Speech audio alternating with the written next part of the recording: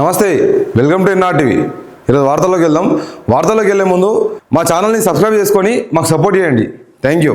వార్తల్లోకి వెళ్దాం. Andhra Jyothi phone tapping కేసులో హరీష్కు ఊరట. ఆయన్ను విచారించేందుకు అనుమతికి సుప్రీంకోర్టు నిరాకరణ. ఇప్పటికే హైకోర్టు సమగ్రమైన తీర్పు ఇచ్చిందని, దాంట్లో జోక్యం చేసుకోలేమని స్పష్టీకరణ. రాష్ట్ర ప్రభుత్వం పిటిషన్ కొట్టివేత. ట్యాపింగ్ కేసులో ఇతర నిందితులపై దర్యాప్తు కొనసాగించవచ్చని వెల్లడి. ఈ phone tapping case Congress government వచ్చినప్పటి నుంచి ఈ ఫోన్ ట్యాపింగ్ కేసు గట్టిగా వైరల్ చేస్తారు.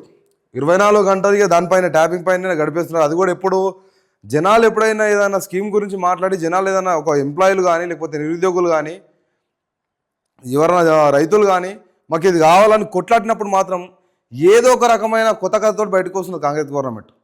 అదే హరీష్ రావు గారు ఫోన్ ట్యాపింగ్ విషయం కూడా నిన్న వీళ్ళు ప్రయత్నాలు ఎట్లాగన్నా చేసి ఒక్క సీనియర్ లీడర్ అన్న అరెస్ట్ చేయాలని ఒక కంకణం కట్టుకున్నారు. ఎవరు? కాంగ్రెస్ గవర్నమెంట్. బీఆర్ఎస్ వాళ్ళను ఒక్కరన్నా సీనియర్ నాయకుడిని అరెస్ట్ చేసి లోపలేయాలని కంకణం కట్టుకున్నారు. ఆ కంకణంలోనూ ఒక భాగమే ఇది ఫోన్ ట్యాపింగ్ కేసు. దీనిపైన హరీష్ రావు గారిని విచారించాలి, లేకపోతే ఇంకా మాకు విచారించిన సమయం కావాలని చెప్పేసి కోరుతారు.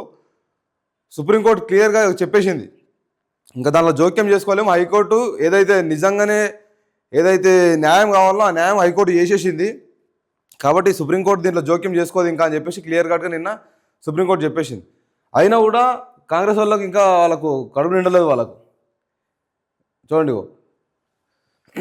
రాష్ట్ర ప్రభుత్వం పిటిషన్ కొట్టివేత. ట్యాపింగ్ కేసులో ఇతర నిందితులపై దర్యాప్తు కొనసాగించవచ్చని వెల్లడి. రాష్ట్రంలో సంచలనం సృష్టించిన ఫోన్ ట్యాపింగ్ వ్యవహారంలో బీఆర్ఎస్ నేత మాజీ మంత్రి హరీష్ రావుకు సుప్రీంకోర్టులో ఊరట లభించింది. హరీష్తో పాటు మాజీ పోలీస్ అధికారి రాధాకిషన్ రావుకు ఈ కేసులో విచారించేందుకు అనుమతి ఇవ్వాలన్న తెలంగాణ ప్రభుత్వం విజ్ఞప్తిని సర్వోన్నత న్యాయస్థానం తోసిపుచ్చింది. అసలు గవర్నమెంట్ నుంచి ఏదైనా పిటిషన్ వేసిర్రు అంటేనే అదంతా పకడ్బందీగా ఉండాలి, ఎంత పర్టికులర్గా ఉండాలి, దోషులు ఎవరు నిర్దోషులు ఎవరు అనేది క్లియర్ కట్గా నీ పిటిషన్లోనే ఉండాలి. అట్లాంటిది ఒక గవర్నమెంట్ తరఫున వేసిన పిటిషన్ కూడా ఈరోజు సుప్రీంకోర్టులో కొట్టివేయబడుతుంది. అంటే ఆ పిటిషన్లో ఎంత బలం ఉన్నది, లేకపోతే ఆ పిటిషన్ ఎంత నిజాయితీ ఉన్నది, ఆ కార్యక్రమం వెనకాల ఎంత నిజాయితీ ఉంది అనేది బట్టబయలవుతున్నది. నిజంగానే హరీష్ రావు గారు ఫోన్ ట్యాపింగ్ కేసులో ఉన్నట్టయితే, దానికి ఆధారాలు కరెక్ట్గా ఉన్నట్టయితే ఈరోజు సుప్రీంకోర్టు పర్మిషన్ ఎందుకు ఇయ్యది? వీళ్ళు ఏదో మొత్తం మీద వీళ్ళని అరెస్ట్ చేయాలని ఒక కుట్రతోటి కుతంత్రాలతోటి వీళ్ళని అరెస్ట్ చేయాలని ఒక టార్గెట్ తోటి వీళ్ళన్ని పనులు పెట్టుకుంటున్నారు. కాబట్టి అలా ఆధారాలు కూడా సరిగా లేవు. కాబట్టి అనుమతి ఇవ్వరని చెప్పేసి సుప్రీంకోర్టు తేల్చి చెప్పేసింది. ప్రభుత్వం తరపున పిటిషన్ కొట్టివేసారంటే అది ఎంత దిగజారు రాజకీయం. అది ప్రభుత్వం తరపున పిటిషన్ వెళ్ళిందంటే ఎంత పకడ్బందీగా ఉండాలి. అసలు అది ఎట్లాంటి ఆధారాలు లేకుండా పిటిషన్ ఎట్లేస్తారు? గవర్నమెంట్ మొత్తం పిటిషన్లు కొట్టేయబడుతున్నాయి అంటే ఆ ప్రభుత్వానికి సిగ్గుచేట. అది రేవంత్ రెడ్డి గారికి అర్థమవుతలేదు. అది వీళ్ళని అరెస్ట్ చేయాలనుకుంటే ఇంకా అనేక రకాల మార్గాలు ఉన్నాయి. ఇంక ఫోన్ ట్యాపింగ్ కేసు గిసంటి పంచాలనా ఆలోచన చేయండి. ఎందుకంటే ఇది ప్రభుత్వం పిటిషన్ కొట్టేయబడుతుంది అంటే ఇంత సుప్రీంకోర్టు కూడా తెలంగాణ రాష్ట్ర ప్రభుత్వం అంటే చులకన అయిపోతుంది. జనాలందరూ కూడా చూస్తున్నారు ఏం జరుగుతుంది అనేది. వాళ్ళందరూ కూడా ఏమనుకుంటారు, ఈ పిటిషన్లు కరెక్ట్ ఉంటున్నాయా, అసలు ఆధారాలు సరిగా ఉన్నాయా వాళ్ళకు? దీనివల్ల ఇప్పుడు ఏమైంది? ఆయన నిర్దోషాన్ని మీరే చెప్పినట్టు అయింది. హరీష్ రావు గారు నిర్దోషాన్ని మీరే చెప్పినట్టు అయింది. ఏముంది, మంచోడు అవుతాడు, చెడ్డోడు అవుతాడు. ఒకవేళ ఆయన నిజంగానే హరీష్ రావు గారు ఆ ఫోన్ ట్యాపింగ్ కేసులో ఆయన ఉన్నట్టయితే, ఆయన కూడా పాత్ర ఉన్నట్టయితే మరి ఆధారాలు ఎందుకో లేవు? ఎక్కడ పోయినాయి ఆధారాలు ఉంటే సుప్రీంకోర్టు టైం ఎందుకు ఇయ్యది? విచారణ చేసుకోనికి అనుమతి ఎందుకు ఇయ్యది? ఆలోచన చేయండి. కాంగ్రెస్ ప్రభుత్వం ఇచ్చిన హామీలను నెరవేర్చకుండా వీళ్ళని ఏదో రకంగా అరెస్ట్ చేయాలని ఒక కుట్ర అన్నుతున్నారు. ఆ కుట్రలో భాగమే ఫోన్ ట్యాపింగ్ కేసు. దీంట్లో కేసీఆర్ గారిని విచారించారు, కేటీఆర్ గారిని విచారించారు, ఆ ప్రభాకర్ రావు గారిని విచారించారు, ఇప్పుడు రాధాకిషన్ రావు గారు విచారిస్తారు, లాస్ట్ హరీష్ రావుని కూడా విచారిస్తామంటారు. ఇంతమంది విచారిస్తారు. ఇంకా అది ఇంటెలిజెన్స్ వ్యవస్థ చేసిన పనా, లేకపోతే నిజంగానే బీఆర్ఎస్ నాయకులు ముఖ్యమంత్రులు చేసిన పనా? ఒక నిజంగానే కూడా అంత ఆధారాలు ఉండి ఇంత పకడ్బందీ ఇట్లా చేసిర్రు అనేది ఉంటే శిక్ష పడాలి. కానీ ఇంకా విచారణ పేరుతో టైం ఎందుకు గడిచిపోతున్నది? ఎన్నేళ్ళు గడిచిపోతుంది ఇట్లా? నిజంగానే ఆధారాలు హరీష్ రావు గారి పైన ఉంటే ఇంకెందుకు విచారణ జరగలేదు? మరి ఇప్పుడు విచారణ జరగడానికి అనుమతి కావాలంటారు, సుప్రీంకోర్టుకు పోతుర్రు. మరి ఆధారాలు ఉన్నాయా? సుప్రీంకోర్టు మీకు పర్మిషన్ ఇవ్వాలంటే ఆధారాలు కావాలి కదా, లేవు. ఆధారాలు లేవు కాబట్టి ఈరోజు సుప్రీంకోర్టు కొట్టి పడేసింది. ఎందుకంటే ఆల్రెడీ హైకోర్టు క్లియర్ కట్గా చెప్పేసింది న్యాయం అని చెప్పి. హైకోర్టు చెప్పేసింది మేము ఇన్వాల్వ్ కావద్దని చెప్పింది సుప్రీంకోర్టు. అర్థం ఉండాలి. ప్రభుత్వం తరపున ఏదైనా పిటిషన్ దాఖలవుతుంది అంటే దాంట్లో ఎంతవరకు నిజం ఉన్నది, ఎంతవరకు అబద్ధం ఉన్నది, దోషులు ఎవరు, నిర్దోషులు ఎవరు, క్లియర్ కట్ ఎవిడెన్స్ ఆ పిటిషన్లోనే ఉండాలి. మీకు ఉంటే మీకు బలం చేకూరుతుంది. సుప్రీంకోర్టుకు పోవచ్చు, మీరు హైకోర్టుకు పోవచ్చు. అట్లా కాకుండా ఇక్కడ హైకోర్టు చెప్పేసిన తర్వాత మళ్ళీ సుప్రీంకోర్టుకు పోవడం, మీరు హైకోర్టులోనే పని అయిపోయింది. అట్లా సుప్రీంకోర్టుకి ఎట్లా అవుతారు? ఇంకా ఆలోచన చేయండి. నిజంగానే ఆ ఫోన్ ట్యాపింగ్ చేసిన నిజం ఉన్నదా లేదా అనేది దీన్ని బట్టి అర్థమైపోతుంది మీకు. ఇంకా మొత్తం చెప్పాల్సిన అవసరం లేదు. మరో వార్త, బీఆర్ఎస్కు నైతికత లేదు. కల్వకుంట్ల కవిత గారు మాట్లాడుతున్నారు. ఇది బీఆర్ఎస్కు నైతికత లేదని చెప్పేసి. ఎందుకు నైతికత లేదమ్మా? ఇది మీ పార్టీ కదా, మీ తండ్రి గారి పార్టీ కదా, మీ అన్నగారి పార్టీ కదా, మీ బావ పార్టీ కదా, నీ పార్టీ కదా. బీఆర్ఎస్కు నైతికత ఎందుకు లేదు? మరి బీఆర్ఎస్ హయాంలో 10 ఏళ్ళు నువ్వు పనిచేసినావు కదమ్మా. 10 ఏళ్ళలో నైతికత కనిపించలేదా? 10 ఏళ్ళు పనిచేసినప్పుడు నైతికత ఎందుకు కనిపించలేదు? ఇప్పుడు ఎందుకు కనిపిస్తున్నది? నైతికత లేదనే విషయం ఇప్పుడు ఎందుకు అర్థమైంది మీకు? అవును, కాంగ్రెస్ వాళ్ళు ఏమన్నారు? ఇగో చూడండి, నాది ఆస్తుల కోసం పోరాటం అంటూ ప్రచారం చేస్తున్నారు. రాజకీయం కోసం కాంగ్రెస్ దాన్ని వాడుకుంటుంది. మా ఇలవేల్పు లక్ష్మీ నరసింహస్వామి మీద, మా 2 పిల్లల మీద ప్రమాణం చేసి చెప్తున్నా, ఇది ఆస్తి పంచాయతీ కాదు, ఆత్మ గౌరవం కోసమే నా పోరాటం అని. మరి నీ 10 ఏళ్ళ గవర్నమెంట్లో ఉన్నప్పుడు మీకు గౌరవం దక్కిందా? మీకు ఆత్మగౌరవం ఆ రోజు దక్కిందా 10 ఏళ్ళ నాడు? మరి 10 ఏళ్ళ నాడు ఎందుకు బయటికి రాలేరు? తెలంగాణ ప్రజలను మీరు బయటికి వచ్చి ఈరోజు ఒక పార్టీ పెట్టినా కూడా ఆదరిస్తారు. ఎప్పుడు? మీరు 10 ఏళ్ళ అధికారంలో ఉన్న రోజు మీరు బయటికి వచ్చి, అవును కల్వకుంట్ల కవిత గారికి, కేసీఆర్ గారి కుమార్తెకు ఆ పార్టీలో తగిన గౌరవం దొరుకుతలేదు, ఆమె కూడా ఉద్యమకారిని కాబట్టి ఈమెకు తగిన గౌరవం కావాలంటే మనమే ఇవ్వాలి అని చెప్పేసి తెలంగాణ రాష్ట్ర ప్రజలు మిమ్మల్ని ఆదరిస్తుండ్రి. మరి ఆ 10 ఏళ్ళు ఎందుకు రాలేరు బయటికి? ఆ 10 ఏళ్ళు ఎక్కడ మీ ఆత్మగౌరవం? ఎవరిని మభ్యపెడుతున్నారు మీరు? మీరేమంటున్నారు? నా ఆస్తుల పంచాయతీ అని చెప్పేసి కాంగ్రెస్ వాడుకుంటున్న దాన్ని నన్ను బదలాం చేస్తున్నారని మాట్లాడుతున్నావు కదా.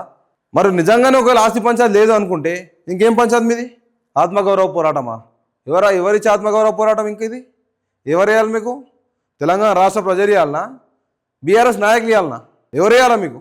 తెలంగాణ రాష్ట్ర ప్రజలు గౌరవం ఇస్తలేరా మీకు? బీఆర్ఎస్ నాయకులు ఇస్తలేరా? ఒకవేళ బీఆర్ఎస్ నాయకులు లేకపోతే బీఆర్ఎస్ నాయకులతో మీకేం పని? ఆ పార్టీలో మీకు వినూత్న స్నానం ఉన్నది, మీకంటూ ఒక పదవి ఉన్నది. ఆ పదవిని మీరు సక్రమంగా నిర్వహించుకుంటూ పోతే మీ పార్టీతోటి పని, కానీ నాయకులతో ఏం పని? మీకేం గౌరవం లేదు. ఇవి నిజంగానే ఇప్పుడు కట్టతలు పెట్టుకుంటున్నారు మీరు.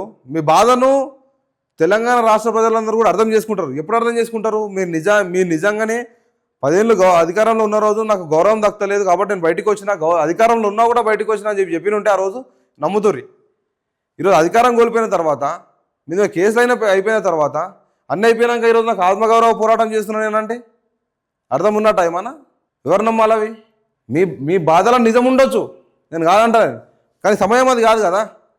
సమయం అర్థం చేసుకునే సమయం కాదు, అపార్థం చేసుకునే సమయం ఇది. మీ తండ్రి గారు అధికారంలో లేరు, మీ పార్టీ అధికారంలో లేదు.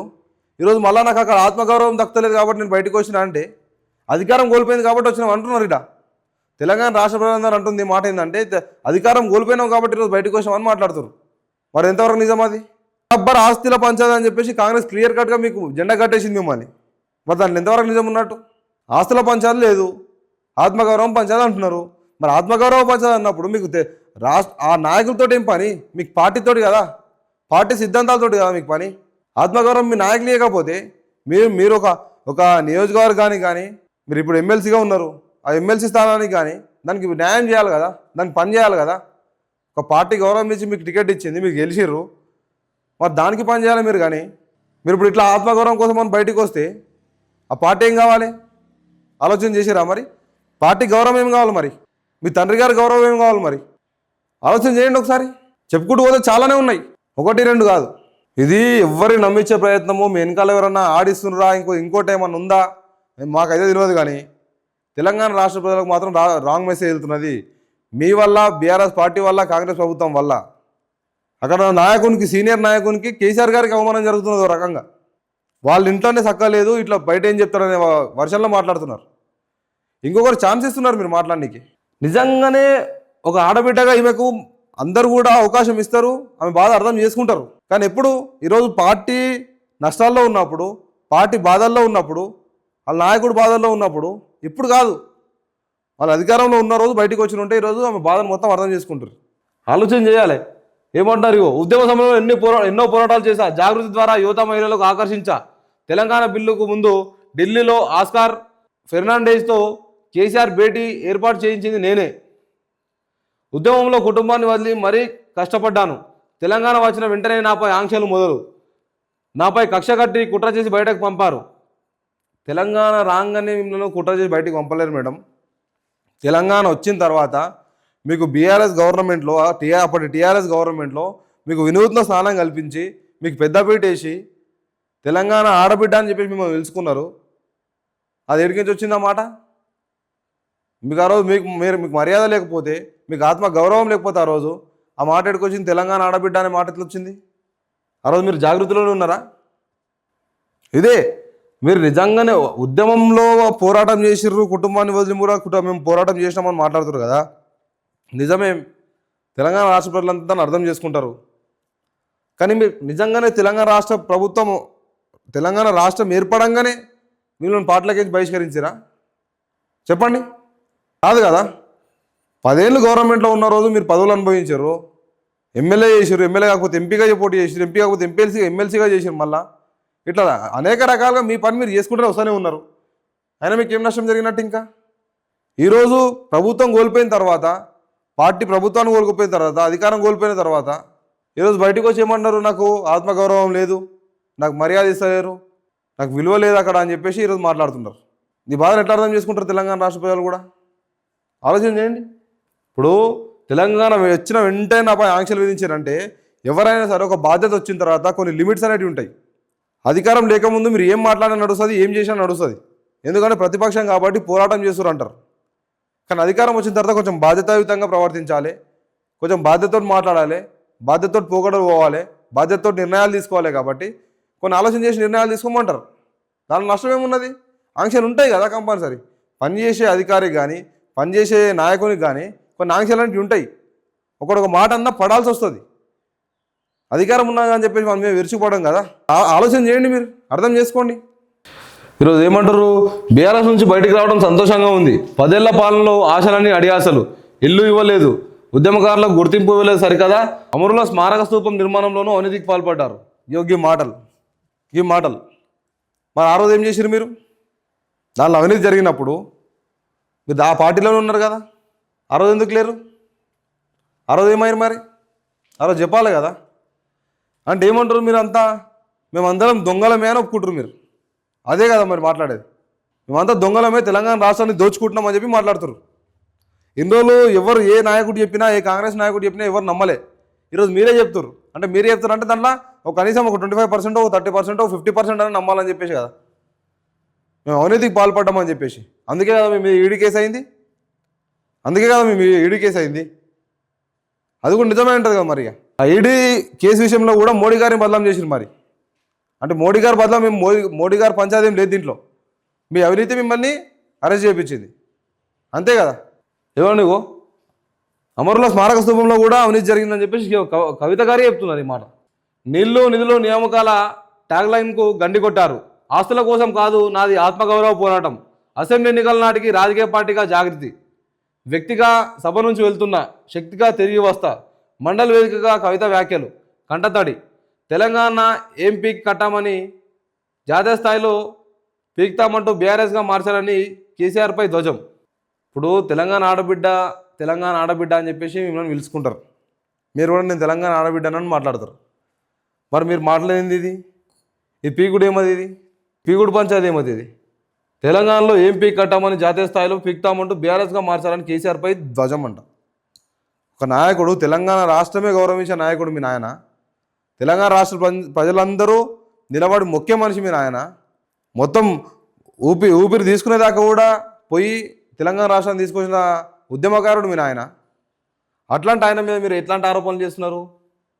తెలంగాణలో ఏం పీక్నామని చెప్పేసి మళ్ళీ దేశమంతా వ్యక్తమని తిరుగుతున్నారని మాట్లాడుతారు.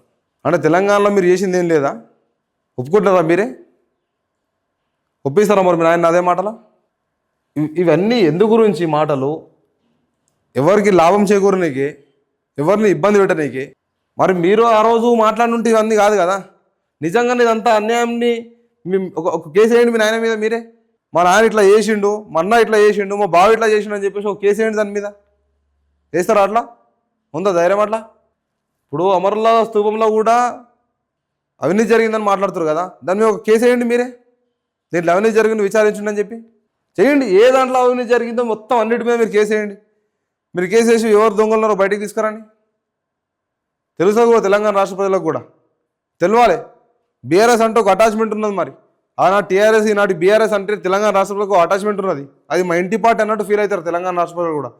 కేసీఆర్ గారు అంటే మా ఇంటి పెద్ద మనిషి అనుకుంటారు. కేటీఆర్ అనుకుంటే అన్ననో తమ్ముడో అని అనుకుంటారు. మీ పార్టీ వల్ల ఇంత అవినీతి జరుగుతుంటే మరి మీరే కేసు వేయండి ఒకటి, ఇక్కడ అవినీతి జరిగిందని చెప్పి. ఇప్పుడు శాసన మండలిలో మీరు ఏడుస్తున్నారు కదా, మండలిలో ఏడుపులో కాదు, కేసులు వేయండి మీరే, అవినీతిని ఎండగట్టండి. తెలంగాణ రాష్ట్ర ప్రజలను కూడా అందరూ కూడా మిమ్మల్ని ఆదరిస్తారు. చూడాలి మరి కేసీఆర్ గారి పైన కానీ, కేటీఆర్ గారి పైన కానీ, హరీష్ రావు గారి పైన కానీ మరి కవిత గారు కేసు చేస్తారా? మరి ఏం చేస్తారా? మండలి చైర్మన్ గారు కూడా ఒక మాట మాట్లాడారు. ఏమనంటే రాజీనామాపై పునరాలోచించుకోండి. కవితకు మండలి చైర్మన్ గుత్తా సుఖేందర్ రెడ్డి సూచన. రాజీనామా చేస్తున్నా ఒకసారి ఆలోచన చేసుకొని చేయండి, తర్వాత ఇబ్బంది పడతారని చెప్పేసి క్లియర్గా సుఖేందర్ రెడ్డి చెప్తున్నారు. చైర్మన్, శాసన మండలి చైర్మన్ గుత్తా సుఖేందర్ రెడ్డి గారు చెప్పారు.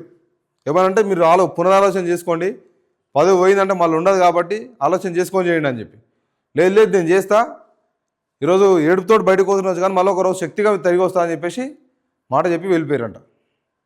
చూడాలి మరి ఎంతవరకు ఏం జరుగుతుంది అనేది. మరో వార్త చూసుకుందాం. ట్రంప్ గారిది. నేను సంతోషంగా లేనని మోదీకి తెలుసు, నన్ను సంతోషపెట్టేందుకు భారత్ ప్రయత్నిస్తోంది. కానీ రష్యా నుంచి చమురు కొనుగోలును ఇలాగే కొనసాగిస్తే భారత్పై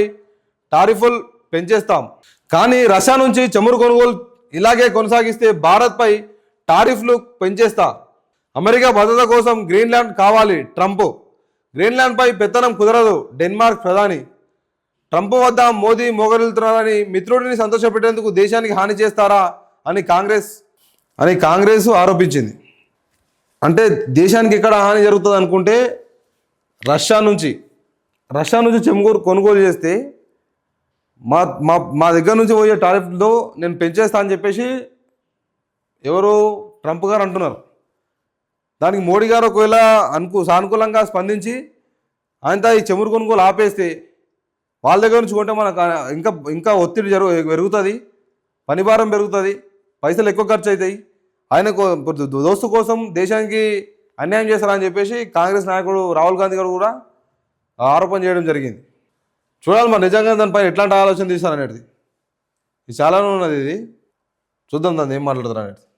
అపరాధిని కాను, నేను వెనిజువేలా అధ్యక్షుడిని మా ఇంటి నుంచి బంధించి తీసుకొచ్చాను కోర్టులో మదురో. తదుపరి విచారణ మార్చి 17కు వాయిదా. ఈయన ట్రంప్ మాటలు, నేను అపరాధిని కాదు వెనిజువేలా అధ్యక్షుడిని అని చెప్పేసి ఎవరు మదురో అంటున్నాడు. ఒక దేశ అధ్యక్షుడు నేను అపరాధిని కాదు అని చెప్పేసి ఆయన్నే వాదించుకుంటున్నాడు. నిజంగానే ఆయన ఎంతవరకు తప్పు ఉంది ఏందనేది తెలియదు కానీ ట్రంప్ పైన మాత్రం ఆయన పైన ఆధిపత్యం చెలాయిస్తున్నాడు. దాంట్లో నిజం ఉందా లేదనేది కూడా బయటికి రాకముందే ఆయన అరెస్ట్ చేయించి ఆయన కోర్టులో ప్రొడ్యూస్ చేసిన. మాకు సహకరించకుంటే మదురో కంటే దారుణమన్నా గట్టి పట్టిస్తాం. వెనిజువేలా కొత్త అధ్యక్షురాలు రోడ్రిగ్స్కు ట్రంప్ హెచ్చరిక. ఇది ఎట్లా అయిపోయింది అంటే రాజుల కాలం నాటు దండయాత్రలు చేస్తారు చూడండి, అట్లా అయిపోయింది ఇప్పుడు ట్రంప్ పరిస్థితి. ట్రంప్ను ఇట్లనే వదిలేస్తే మాత్రం ఇంకా ఎన్ని అనర్థాలకు దారితీస్తాడు. ఇంకో రకంగా మనకు కూడా వార్నింగ్ ఇస్తున్నాడు, రష్యా నుంచి చమురు కొనుగోలు చేస్తే మీకు ఇంకోలాగా నేను ఇబ్బంది పెడతా అని చెప్పి. అంత ఈజీగా వదిలేదు ట్రంప్ విషయంలో.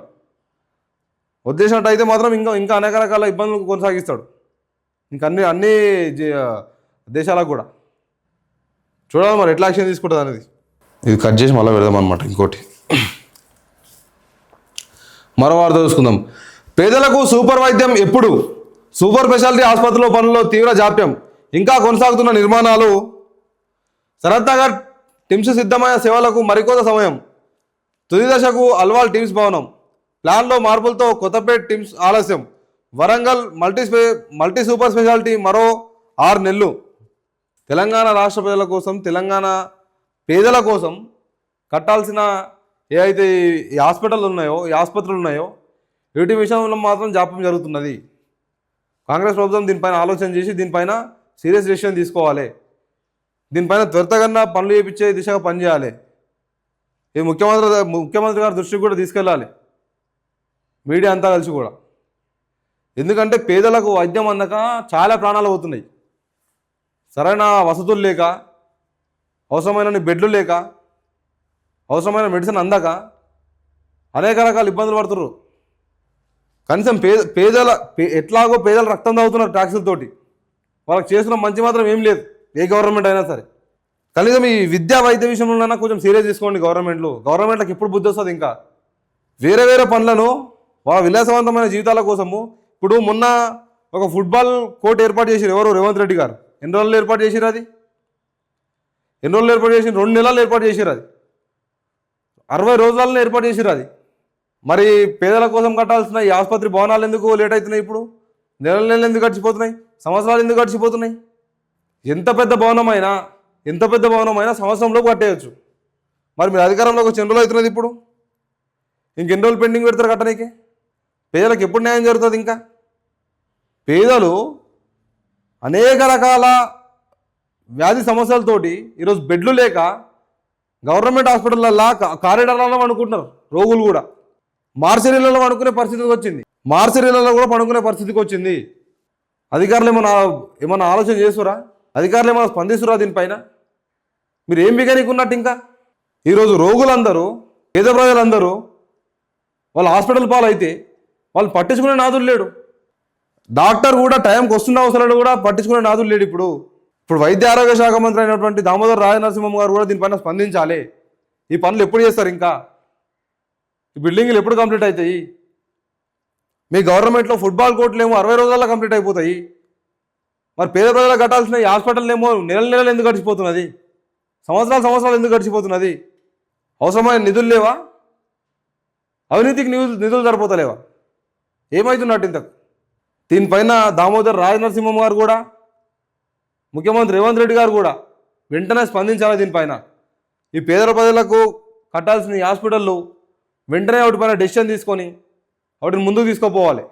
వీలైనంత తొందరగా పేద ప్రజలకు వైద్యం అందించాలి. ఈరోజు హాస్పిటల్ బెడ్లు లేక ఆ వరండాలల్లో కారిడార్లలో పడుకునే పరిస్థితికి ఉన్నది.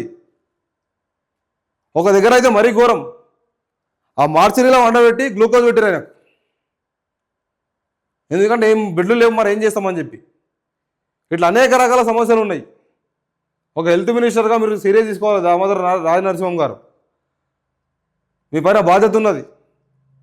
దీన్ని డిలే చేసుకుంటూ పోవద్దు. మీరు తెలంగాణ రాష్ట్ర ప్రజలు మీకు అవకాశం ఇచ్చింది, మీ నియోజకవర్గ ప్రజలు మీకు అవకాశం ఇచ్చింది, మీరు మంచి చేయాలని చెప్పి.